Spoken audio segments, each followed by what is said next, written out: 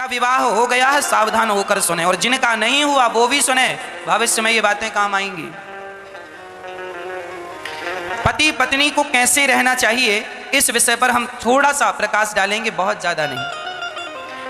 अधिकांश हमारे भारत में देखा जाता है पति पत्नी में तू मैं चलती रहती है। हर महीने में एक बात को लेकर झगड़ा हो जाता है।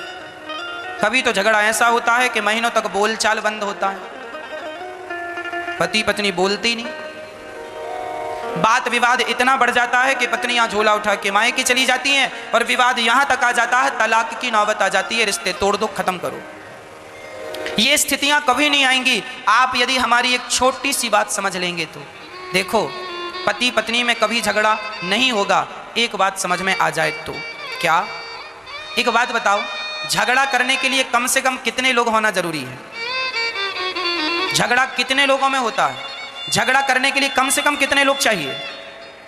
कम से कम 2 लोग चाहिए, पति और पत्नी, या सास और बहू, या जिठानी और देवरानी। मैं आज सास बहू और जिठानी देवरानी की बिल्कुल बात नहीं करूंगा, केवल पति पत्नी की बात करूंगा। झगड़ा करने के लिए 2 लोग चाहिए, एक पति और एक पत्नी।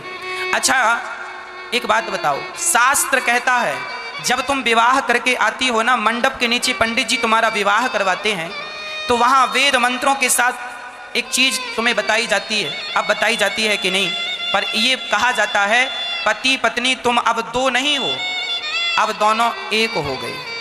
इसलिए हमारे हिंदू धर्म में कहा जाता है पत्नी को अर्धांगिनी। क्या कहा जाता है? पत्नी को क्या? अर्धांगिनी।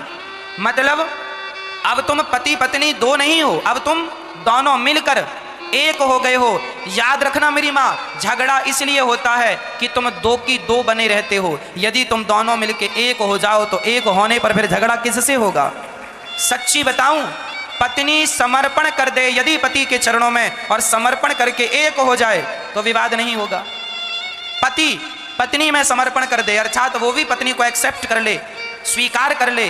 राम और सीता में कभी विवाद नहीं हुआ, झगड़ा नहीं हुआ। क्यों? क्योंकि वो 2 नहीं थे, एक थे।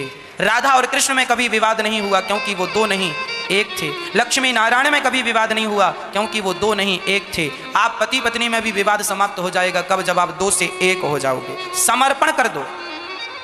अभी आप 2 है ना, इसलिए अभी तक पत्नी समर्पण नहीं कर पाई अपने पति के चरणों में। अभी सच्ची बताएं, अभी पत्नियां पति की हो ही नहीं पाई, इसलिए विवाद। पति कहता है कि दिन है तो पति कहे कि दिन है तो पत्नी कहे हाँ दिन है। पति कहे रात है, पत्नी कहे रात है। पति कहे यहाँ बैठ जाओ, वहाँ बैठ जाए।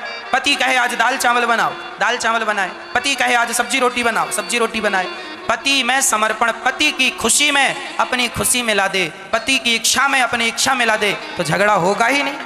झगड़ा तब होता है जब इच्छाएं 2 होती हैं, तुम्हारी इच्छा अलग है, हमारी अलग है। झगड़ा तब होता है जब विचार अलग होते हैं। पति पत्नी का झगड़ा केवल विचारों का झगड़ा है, विचार मैच नहीं कर रहे हैं। पत्नी के विचार कुछ हैं, पति के विचार कुछ हैं, विचार मैच नहीं कर। इसलिए कहते हैं 2 में से 1 को सरेंडर कर देना चाहिए।